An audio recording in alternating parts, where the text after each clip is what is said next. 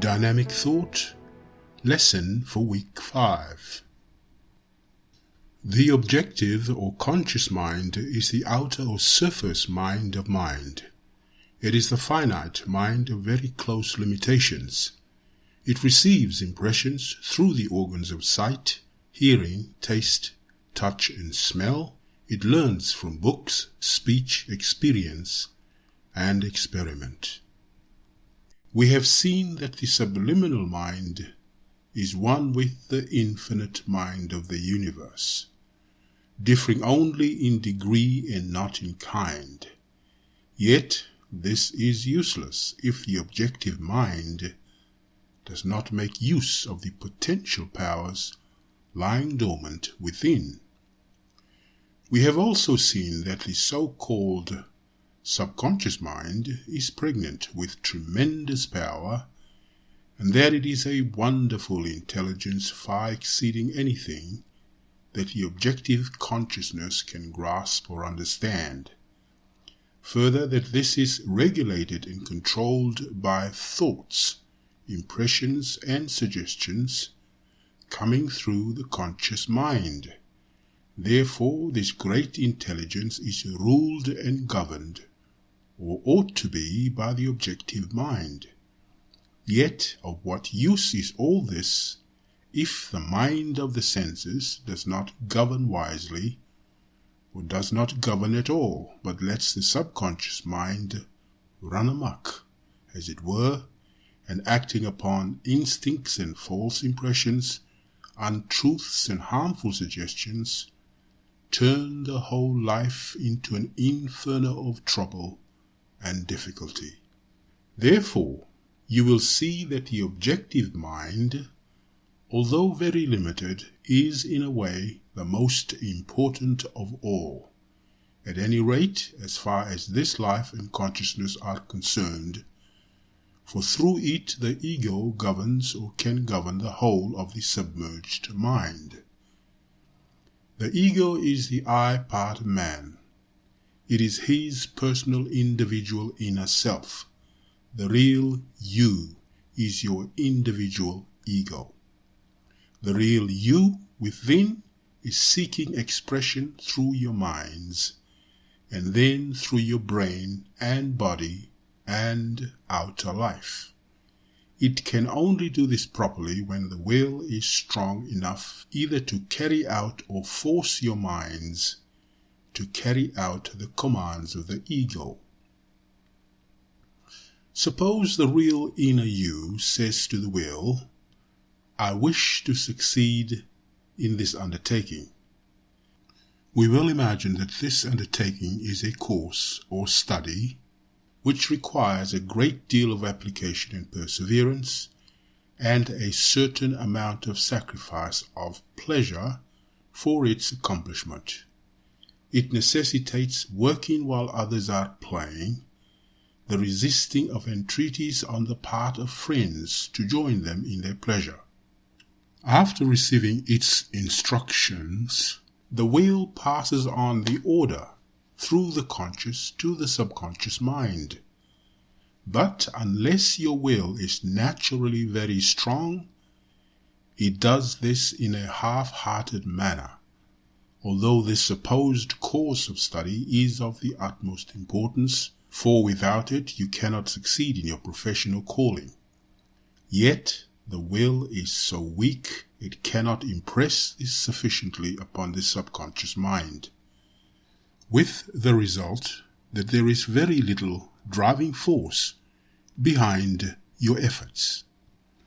For a time the studies go on successfully. For one thing, the first lessons are always easy, and for another, there is the novelty and freshness of the new work, and the glow of self-satisfaction at having entered upon a self-appointed task.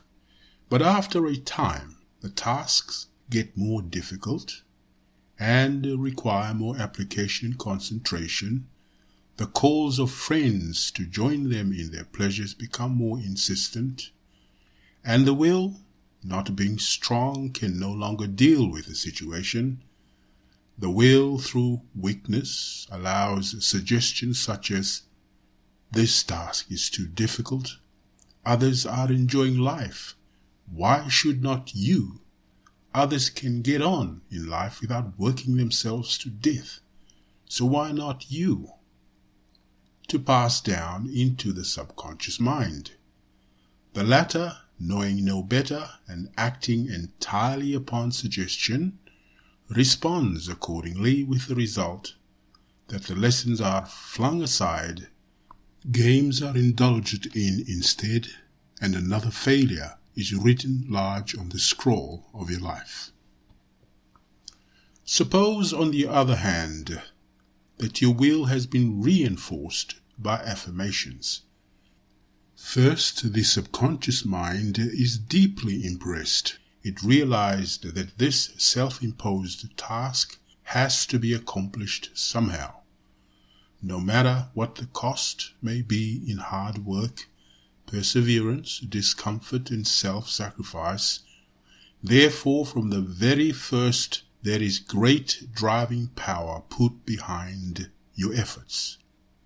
A concrete, well-defined image of the object of your endeavor, the successful ending of your studies, the pride of achievement, the pleasure it will give your friends, the great assistance it will be to you in your profession, the increased status, the enlarged income, the better house, the improved condition of living for those dependent upon you, all these combined in one sharply defined image are impressed upon the subconscious mind so deeply that they form a pattern upon which the mind will concentrate all its intense energies, activities, and powers.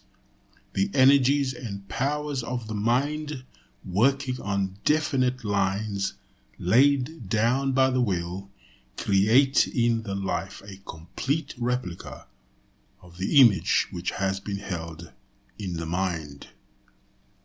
When studies become difficult, instead of faltering, the mind puts forth greater effort, generates more power, and overcomes the subject of difficulty. When friends try to entice you to leave your task and join them in their pleasure, their entreaties fall upon deaf ears. You reply, "I must complete this course of study," or "I must pass this examination. When I have succeeded and won the position I seek, then, and not until then, I will unbend a little." This is why very few men succeed and many fail.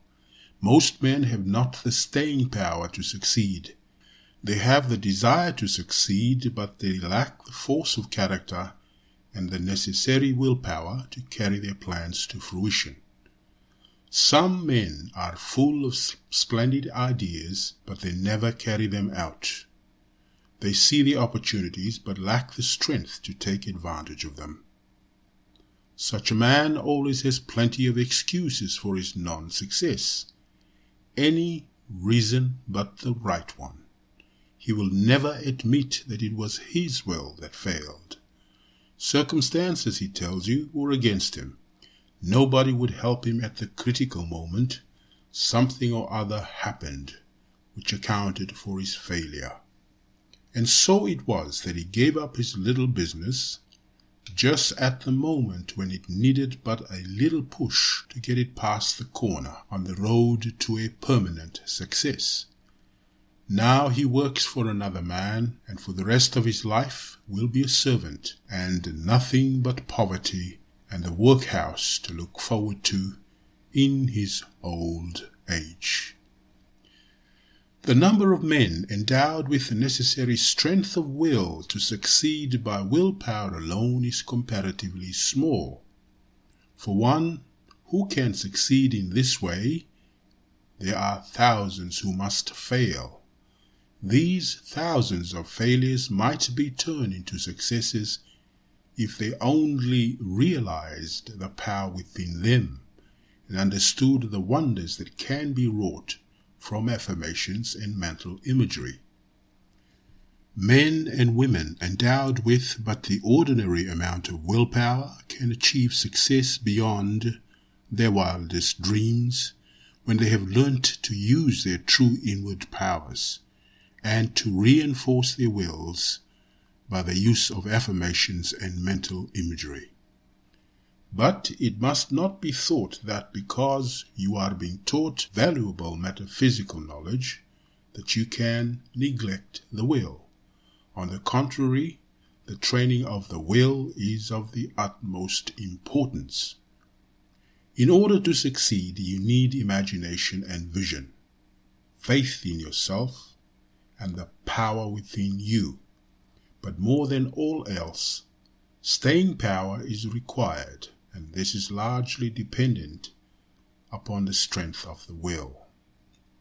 Desire to succeed, energy, ambition, ability, intellect, imagination, capacity, large ideas are all good, all vitally necessary for the achievement of success, but they are all useless if staying power is lacking. If the will is weak, then nothing can be accomplished. Therefore, one of the primary objectives of this course is the building up within you of that staying power, that strength of purpose, that stability of character, that inflexibility of will that are necessary for the achievement of the highest success.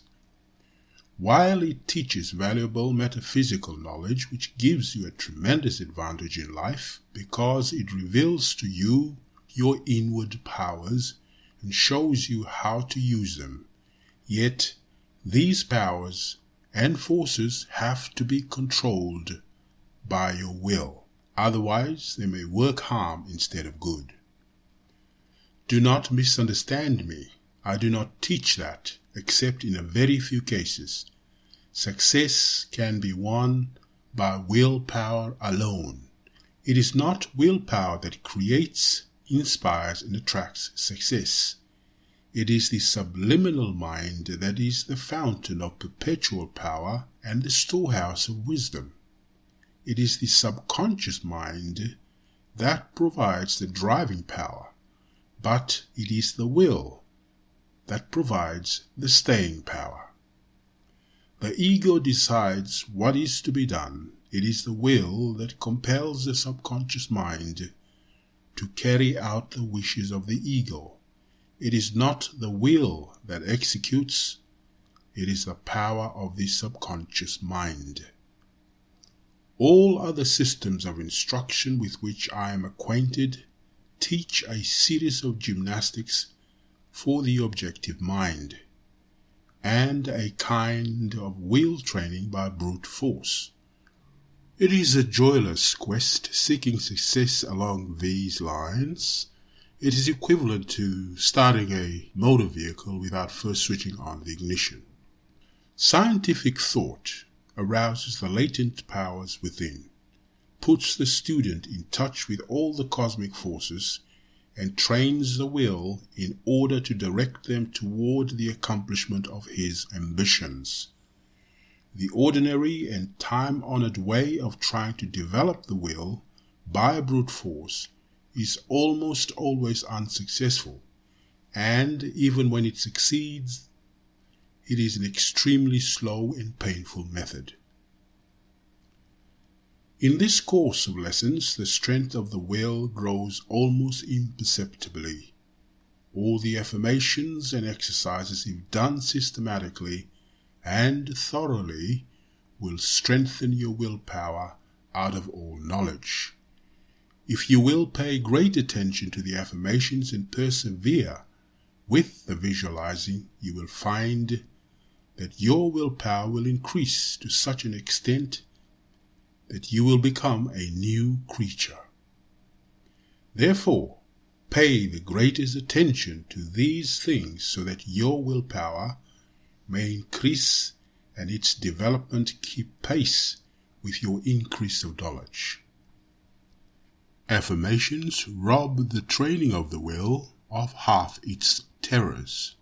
If you affirm calmly and steadily and confidently that you will perform some difficult or unpleasant duty at a certain time, you will find when the time comes that there will be an impulse urging you to perform that duty. And when you screw up your courage and go and do the thing you dread or dislike, you find that to your surprise, it is not half as difficult or unpleasant as you thought it would be. This is the power of the subconscious mind. It not only urges you to act at the proper time, it also supplies you with the power to act. It must be pointed out here that when the subconscious mind gives you this impulse, it must be obeyed. If, we will say, you have affirmed both overnight and early in the morning that at 3 p.m. you will go into your chief's office and ask for a raise of salary, then when the time arrives, go and do it. Fear will say, he is very stern, unpleasant man, and will only snap your head off. Put it off for another day. Instead of listening to the voice of fear, deny it and say, there is no fear, man is a perfect mental creature and can know no fear. Then affirm, I am courageous and fear no man. I am success, I attract success by the infinite power within me. And buoyed up by this, go and see the man at once. You will find him far easier to deal with than you expected. If you do not get the raise, he may have paved the way for it, or by finding out why your request is refused, you may be able to make a raise possible in the near future. In any case, you have done yourself good, you have strengthened your will, and lost your fear of a man you formerly rather dreaded. If, however, you listened to the voice of fear and put the dreaded interview off until the morrow, you do yourself a grievous harm. If you affirm that you are going to do a certain act and then do not do it, even when your faithful subconscious mind gives you the helpful impulse, then you are destroying your mental powers, root and branch. You are deliberately slamming the door of progress and achievement in your own face. If you have an alarm clock and set it to act at a certain time in the morning, and then get up directly its bell rings, that clock will always awaken you.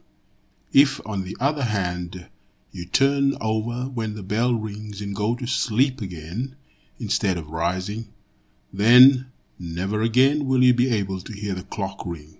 As an alarm clock, it will be useless. So it is with the subconscious mind.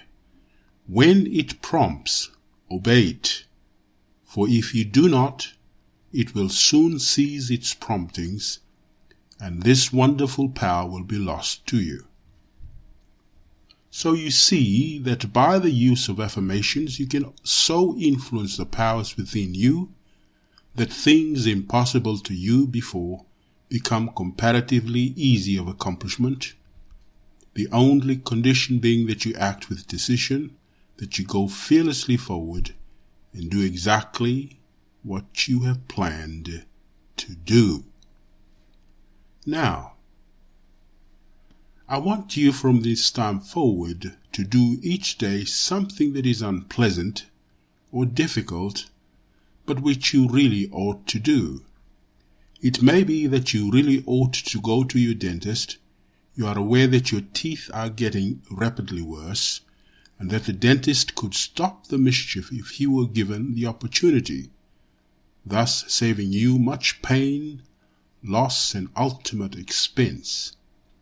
You know that your digestion and consequently your general health are suffering through this neglect, and yet you keep putting the matter off. It means the trouble of arranging appointments the sacrifice of a certain amount of time, and the expenditure of money. Also, it is unpleasant, to say the least, so you have been letting the matter drift. Or it may be that there is a certain man you ought to go and interview. You know that if you could get him interested, a lot of profitable business would follow. You have, however, put off visiting him from time to time because he is a great man and has antipathy to people such as yourself. You know that if you do see him, you will most probably be snubbed, most unmercifully, and that no business will result.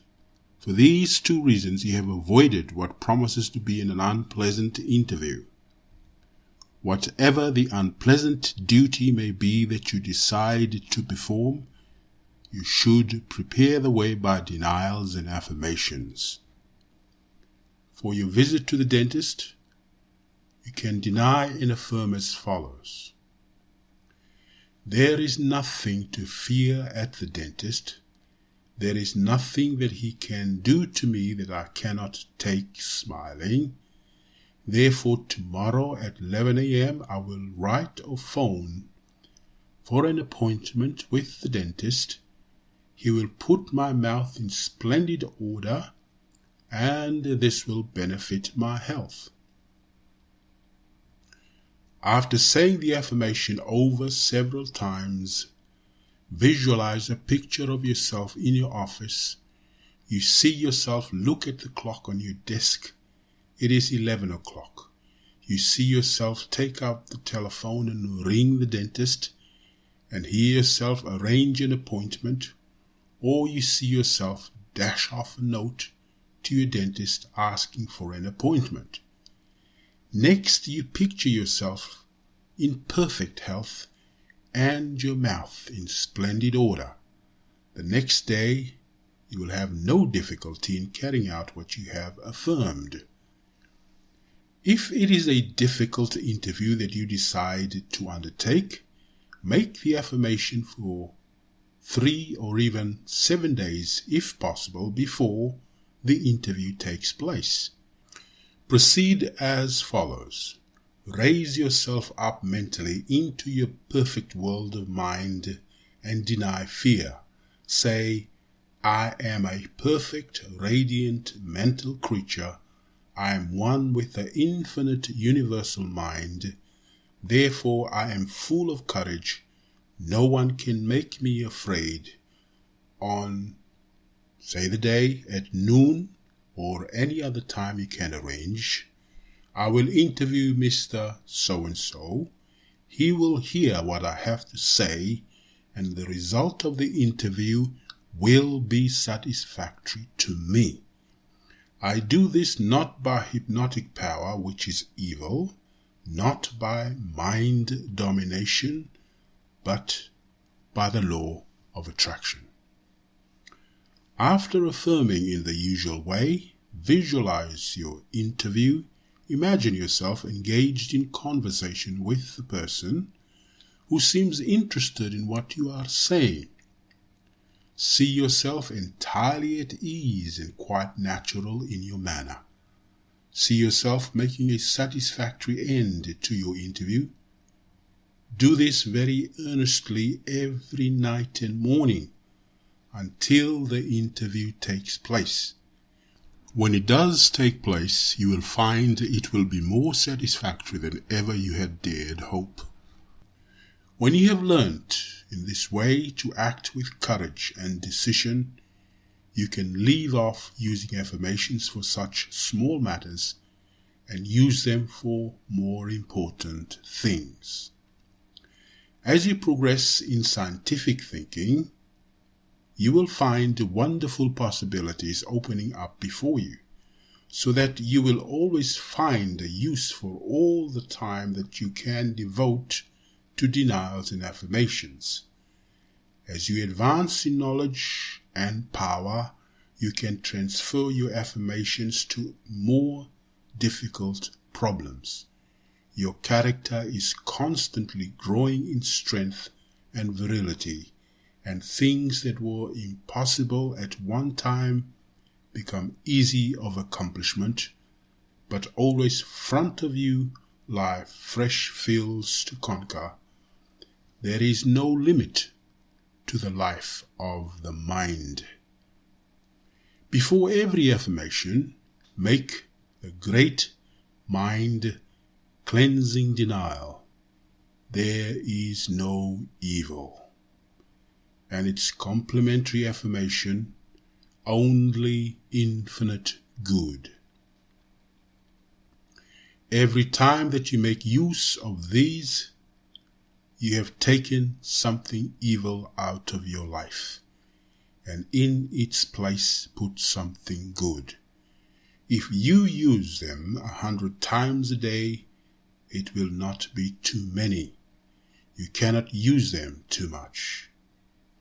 The visible world is described by some deep thinkers and metaphysicians as heaven obscured by a mist of matter and evil, through which it is seen but faintly and falsely. If this is so, and it is to a certain extent true, then every time that you make use of this great cleansing denial and affirmation, you disperse some of the mist so that you can see heaven a little more clearly. Be this as it may, it is certainly true that the use of the denial of evil and the affirmation of good do indeed remove evil and replace by good, so that life becomes happier, brighter, more prosperous and harmonious. Even the flowers and the trees and our fellow creatures become far more beautiful and lovable than ever before. The world and life are surpassingly beautiful, but not if you view them with a jaundiced eye. If life and the world are not entrancingly lovely to you, it is because your eyes are obscured by a mist of evil, or your mind is clouded so that you cannot perceive and understand. If you will deny evil and affirm good at every possible moment, you will, every time you do so, make the beauty and grandeur of life and the loveliness of the world more apparent to your senses. If you will persevere day after day and week after week and month after month, you will come to that stage when you will see things as they are, face to face. You will then be unable to find any words with which to express the glories which you behold.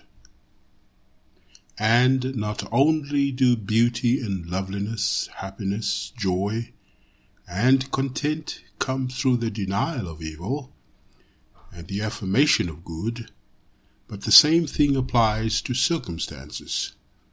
Poor or difficult or unpleasant circumstances are all evil.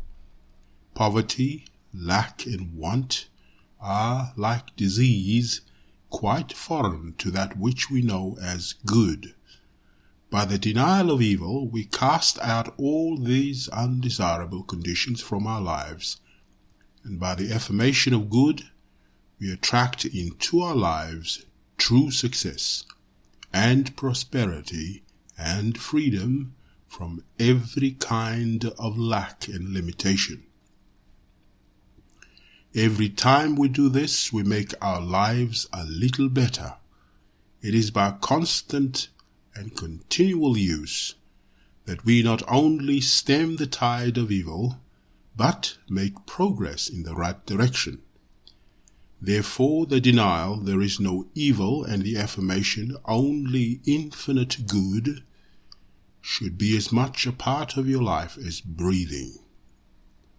Continue with the same general affirmation and visualizing exercises, and make your own denials and affirmations as you need them every hour of the day.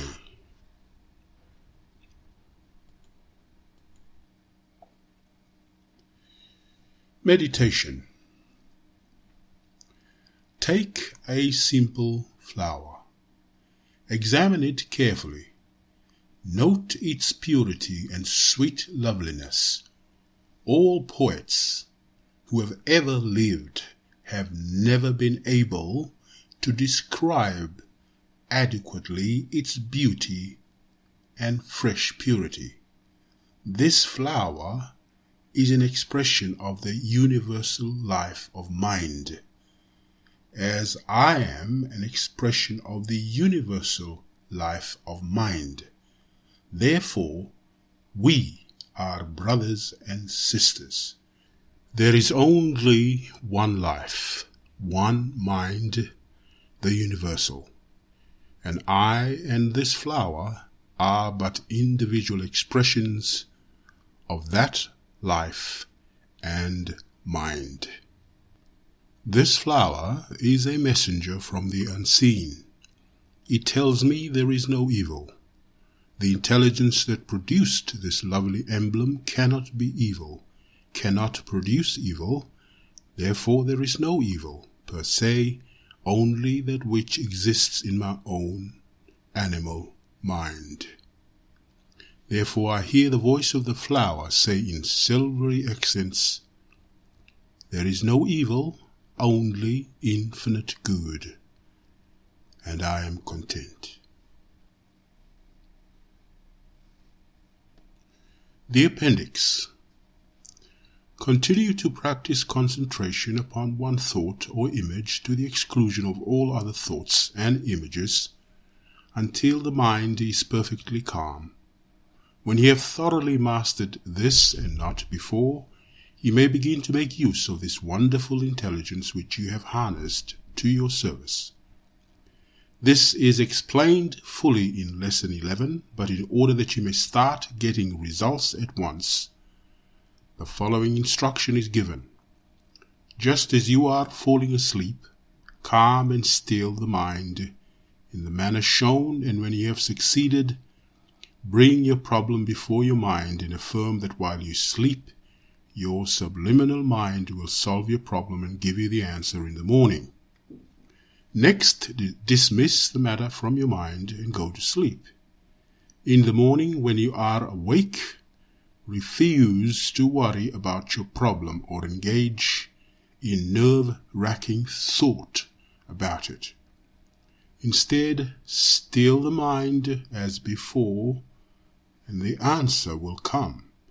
If you have been an early student of the Bible, it may come in the form of a text.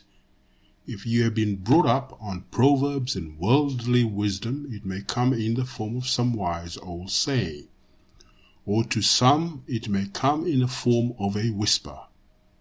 The more you practice this and make use of this faculty, the clearer and more certain will be the results. Listen to this lesson over as often as you can find time to do so. It cannot be absorbed all at once. Hold in your mind a sharp, definite picture of the success you have planned. If it is money that you desire, then see money in abundance pouring in streams onto your desk. If it is health that you need, hold a picture of perfect health ever before your mental eyes. If it is a wealthy practice, then mentally see yourself in a perfectly appointed office, receiving wealthy clients in large numbers, and see them waiting patiently in queues for their turn to see you.